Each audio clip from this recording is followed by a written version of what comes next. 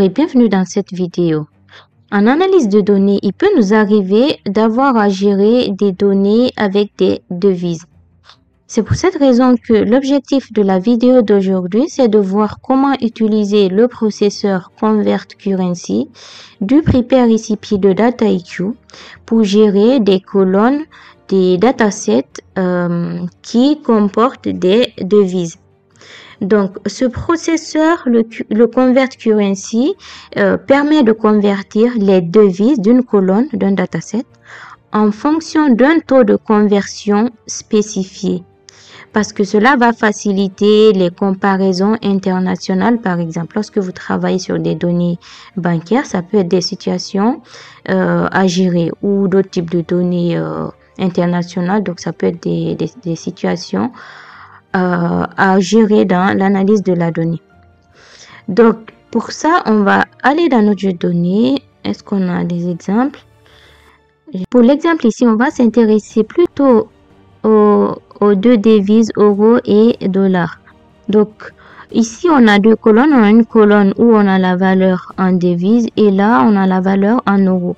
L'objectif, c'est d'essayer de synchroniser ces deux données-là, ces deux colonnes, afin d'avoir une seule devise, l'euro par exemple. Donc cela nous amène à convertir, à faire de la conversion pour avoir nos données en euros, seulement en euros. Je voulais préciser que pour la conversion, on n'a même pas à aller chercher sur internet le taux de conversion parce que DataIQ va le faire à notre place. Il suffit tout simplement de lui donner les informations nécessaires.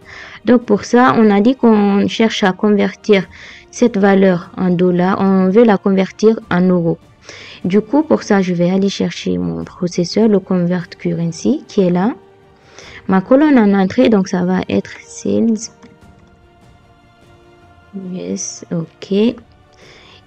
Ensuite, ici, dans cette colonne-là, ma devise, elle est en dollars. Donc, il faut bien que je précise la devise de ma colonne en input.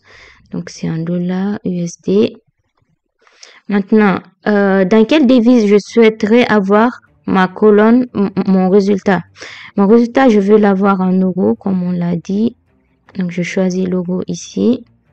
Et du coup, là, on me demande en fait input data source, input data source. Donc, là, en fait, c'est le taux de conversion. Sur quel taux souhaiterons-nous nous baser? Donc, on va se baser sur le taux depuis cette date-là. Du coup, et là, en précision, on est à 2. En output, je vais lui dire que c'est ma nouvelle colonne convertie en euros.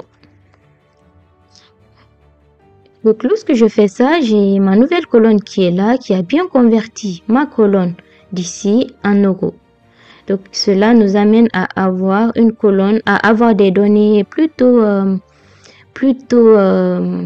une même devise, quoi. Donc, plutôt que d'analyser cette donnée en dollars dans la suite de nos analyses, on peut se concentrer sur la nouvelle colonne. Je vais sauvegarder ça et je peux même me débarrasser de celle-ci si je le souhaite. Mais bon, je vais laisser tel quel et lancer. Sortir, on a notre jeu de données, notre nouveau jeu de données ici avec une colonne supplémentaire. Donc les amis, on arrive à la fin de cette vidéo. Si le contenu vous a été utile, si elle vous a plu, n'hésitez pas à nous le faire savoir en commentaire. Aussi, n'hésitez pas à vous abonner à notre page Data Academy, à nous laisser des likes. Merci, bonne journée, à la prochaine.